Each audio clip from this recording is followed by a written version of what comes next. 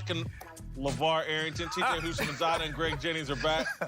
Let's move to Dallas. Sponsored by Capital One. What's in your wallet? The Cowboys are looking for answers after an up-and-down season that has them sitting at 5-4, tied for the division lead with Philadelphia. Now Calvin Watkins of the Dallas Morning News says the team probably won't win more than 9 games this year. And looking at their schedule, he may have a point. With Dallas having to deal with some tough teams over the final 7 weeks, including New England, Buffalo, the Rams, and the Eagles. All right, the question is, think the Cowboys win the NFC East? I vote no. Yeah, you got to vote no. And I think that that's the most sensible voting decision you can make. I mean, you look at the Eagles right now, they're evened up, and the Eagles have a tough next 2 weeks going against the Patriots and the Seahawks. But after that, they have the Dolphins, Giants, Redskins, then with the Cowboys, and then the Giants. Whereas you're looking at this Dallas team, they have the Patriots, Bills, Bears, Rams, Eagles, and that's consecutive games back to back to back. That's a murderous road for a team to have to try to win games, and I just don't see, I haven't seen the consistency from this team that would say they have what it takes to run through that entire part of their schedule to win the NFC East. I disagree. I hear what you're saying, but you talk about teams, forget the remaining schedule. Internally, I don't know what's going on with the Eagles. And then on the field, when I see them play, they're up and down just like the Dallas Cowboys. And so when I'm watching both teams, it's a matter of who do I trust more. And quite frankly, I trust Dak Prescott more than I trust Carson Wentz and that offense and that team, because they don't know. We don't even know if guys in that team are really going to play for him and give everything that they have from week to week. What I do know about the Dallas Cowboys, they enjoy Dak Prescott. They're going to give everything they got. I don't care what the remaining schedule looks like. I trust the Dallas Cowboys more. I'm going with the Cowboys as well. And for me, you look at the Cowboys schedule, the toughest game they have is the Patriots. Well, the Eagles have to play them this week, and then they have to follow that up and play the Seahawks. And if there is any teeter-totter on who you pick, the Cowboys by far and away have the best team. Their team is better. They have more team speed. Defensively, they're better than the Eagles. They're better. Quarterbacks, they're better than the Eagles. Running back, every position, they're better than the Eagles. And so if it's a toss-up, I take the better team. Let me ask you this, TJ. At the beginning of the year, a lot of people were arguing the Eagles had the best roster in football. Injuries, or they were overhyped? Why? Injuries. When you look at the Eagles, Deshaun Jackson opened up a lot for him. Deshaun Jackson gets hurt, they don't scare you down the field. Nelson Aguilar can run, but they don't use him in that fashion. Is he going to catch it? And so, but it's where do they scare you at? The Eagles don't scare you. It's not the East teams that you have to concern yourself They have to play each other. They play each other. That game will be paramount. And Dallas has already beat them the first time. They're going to beat them again. And they may beat them again. But again, if you're looking at the level of difficulty of schedule, there has not been enough consistency. Outside of the East, they've been 1-4. I was going to say, but what about the Eagles, though? The Eagles have the easier schedule. Who? Says who? Says who? The Patriots and the Seahawks. But when somebody's after the Patriots and the Seahawks, you got a 2-win team, a 1-win team, the Cowboys, and another 2-win team. The Bills can't move the ball. Come on, man. The Bears can't move the ball. The Rams' offensive line is going to get destroyed by Dallas's defensive front. 8-win team, 6-win team, 4-win team, 5-win team. It don't matter. You. It's not a fool. Foolish is thinking that you're going to lose to a 2-win team, a 1-win team. I'm going to tell you, me and LeVar are on the same side, but I can argue the case better. All right. Please do then. We don't win 5 minutes without mentioning Doug Peterson versus Jason Garrett. One team has a better proven championship head coach. I give you that. One team has Jason Garrett. I will concede to that. However, when I look at one team is going to know what to do at the end of the game and not hand the ball to Ezekiel Elliott. Well, I do and let you are making a better point. That is a better point. So go ahead now. That is a better point. I mean, you argue that, Greg. The Cowboys players will hopefully overcome the lack of coaching. You overcome coaching, for sure. That's what I have to hang my hat on. After that statement, yes, I concede to that argument. But when I look at the Dallas Cowboys, your points are irrelevant.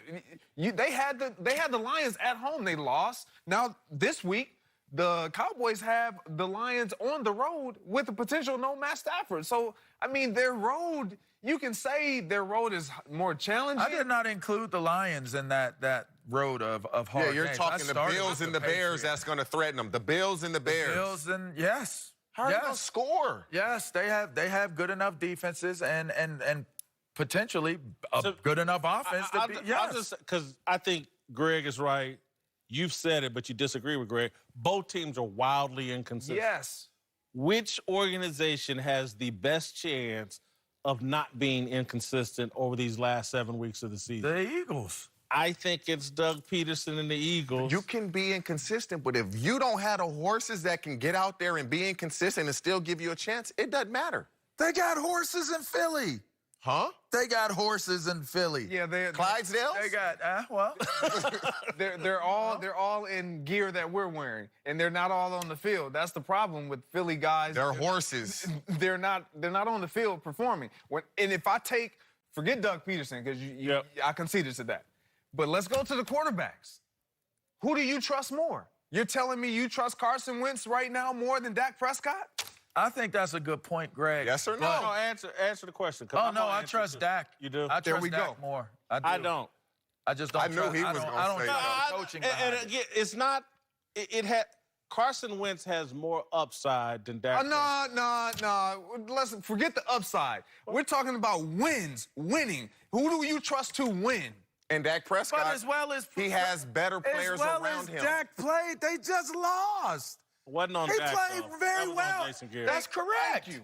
But You can't y'all run the are ball all making- game and you think you're going to You run it guys when are it matters? making my point. No, I said I that trusted makes Dak. his point. I said I trusted Dak more, but even as well as Dak played, they still lost the game. That's the point. So why would we trust Dallas if they can't win? Well, Vikings are pretty good, but if they can't win, if they can't win with Dak playing at as high level as he did against Minnesota, why would you expect them to continue to improve? Where now they're going to automatic or somehow? Because that's some what way we do as magically athletes. start Hopefully winning. we improve. Just continue to agree, and you make his points better. Coming up, Stop that. we'll give you our latest approval Make your rating shirt better. for Baker Mayfield, and Uncle Jimmy would tell us if there's any chance Baker has a big game tonight. Let's make shirts great again. He was looking at you like... Whitlock and LeVar Arrington. Uncle Jimmy's here to help us talk about our approval rating. Baker Mayfield.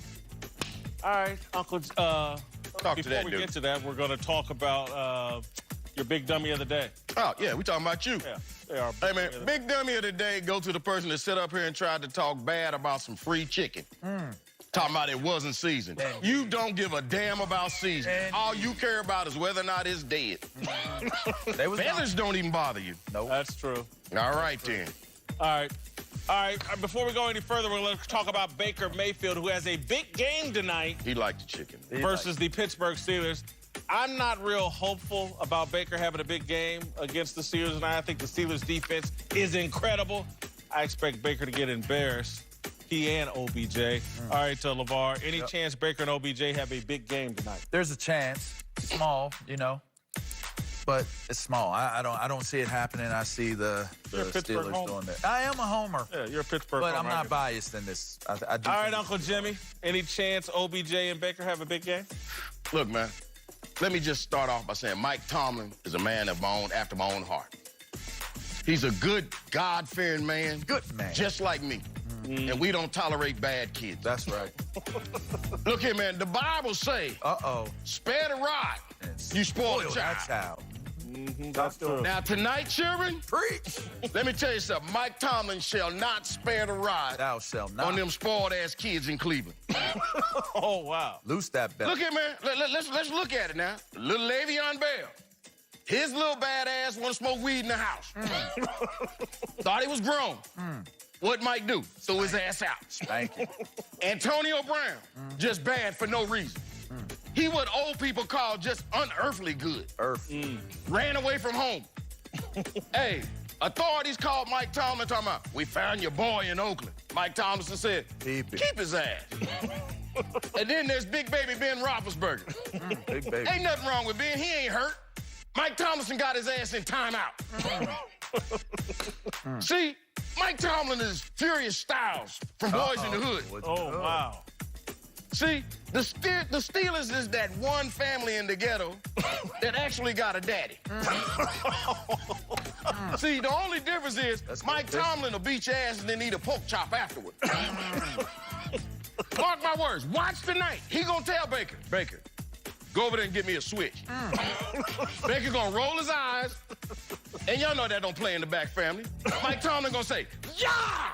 Chop his ass in the throat. He gonna like, as soon as he do that, Tomlinson gonna be like, ha! You like getting black coaches fired, don't you? You think it's a game, huh?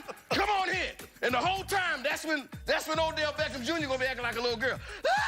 I ain't did nothing. And that, hey, that's what Mike Tomlin be like, that's right. Ass ain't did nothing. You're making $90 million.